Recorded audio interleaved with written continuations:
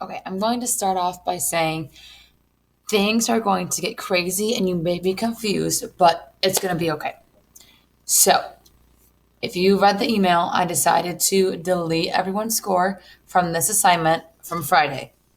I'm going to explain it right now and then repost it for you to do by Monday at midnight to hopefully clear up some confusion because I don't want everyone to feel like they didn't do it right and they're upset with their score. Nobody got 100%. So I feel like that means I need to reteach something. And that's okay with me. Like, it totally happens. It's part of life. All right. So here's your first question. Well, I guess the first section.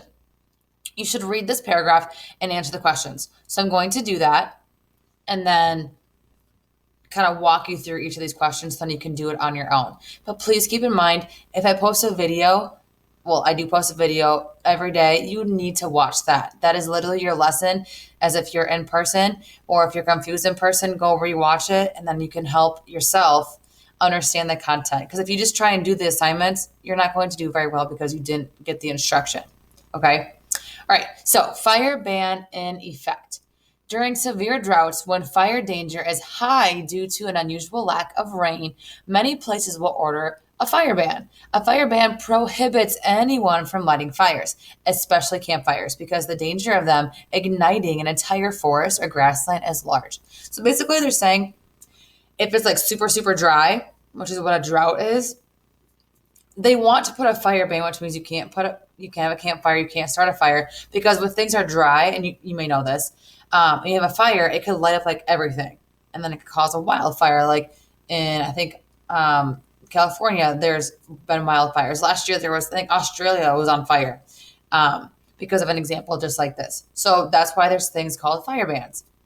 Now, while it may seem pointless to go camping with no campfire, there are a few things you could do instead. Be sure everyone in your group has a headlamp so they can see where they are going at night. Make or bring ready to eat meals that only require water and not heat. To prepare. Prepare yourself for more mosquitoes than usual and bring plenty of bug spray. Mhm. Pack layers of clothing so that you don't get too cold without the warmth of the fire. Instead of telling stories by the campfire, enjoy an evening of stargazing. When it gets dark enough, turn off your headlamp, sit silently in the dark, and listen to all the sounds that nature has to offer. Camping without a campfire can still be enjoyable. Okay, so first question. What text structure is used? Is there a problem and they gave us a solution to fix that problem? Do we have two things we're comparing? Or are we talking about a cause and then as a result there is an effect? So choose your best answer there from this paragraph. Second question. Which word from the beginning of the text means extremely bad? The word severe, drought, unusual, or ban. So if you look back at your first sentence here, which one of those words would be defined as something being extremely bad? Number 3. Now, these next few short answers you must write in complete sentences. They're worth 2 points, 1 point for the correct answer, 1 point for writing in a complete sentence. Capital letter, punctuation at the end. Number 1, explain why the fire ban would be necessary. Why would it make sense to have a fire ban? Look back in the paragraph to help you or just use your common knowledge. Why would we have a fire ban? One sentence. Number 2, or the next one. This is the one most people got super confused on. I think it's because we didn't watch the video from before, but if you did and you're still confused, no worries. Here we go. So I want you to make one of these, either a text-to-text connection, a text-to-self, or a text-to-world connection. And here's what each of those are. So if you make a text-to-text connection, maybe you could connect this paragraph about a fire ban to Hunger Games or to Divergent. Maybe you've read those books and you can make a connection about fire or something that's happening that's the same in both of those. If you make a text to self connection, that's a text to yourself, you could say something like, man, I love camping, but if we can have a campfire, then I can't have s'mores. And s'mores are my favorite part of camping. That is a text to self connection. Now, you can't use that one because that was my answer, so don't copy it. But that's just one example. Connecting to something that you feel or you've been through. The last one is a text to world connection. So kind of like I mentioned earlier, there have been wildfires throughout the world. If you could think of one specifically, you can make a connection. Just like there's a fire ban in this paragraph, there also was one in California in the year blah, blah, blah, blah, whatever you want. So you're choosing one of those to write in a complete sentence. So if it was me, I would say, I am making a text to self connection because if I couldn't have a campfire while camping, I would be upset, period. My favorite part of camping is making s'mores, period. Okay, so that's my connection. You only need one sentence, but I did two. This next one is also confusing to several students. Explain how the word gaps signpost is present in this paragraph. Once again, write in a complete sentence.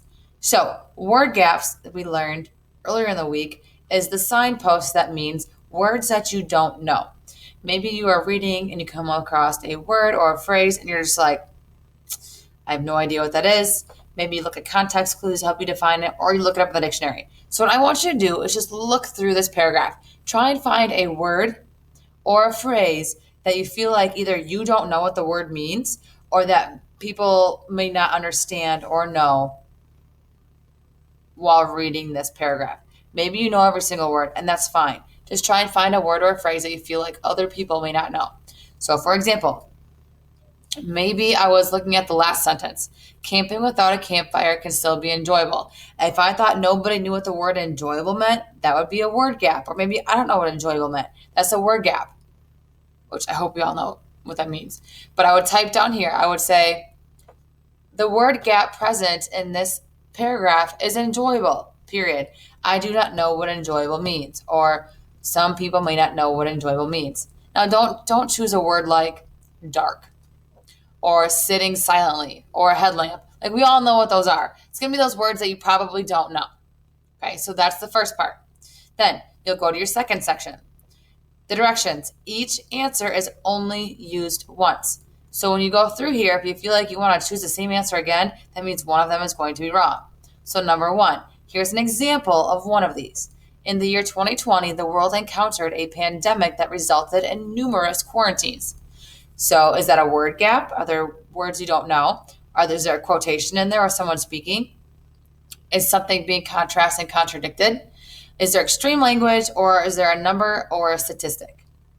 Okay, so that's the first one. Second one, the woman had captivating eyes that made me not want to look away. She could entice me to smile without even trying. It is fascinating the effect she has on me. That woman is my mother. So is there a word gap, words that you don't know?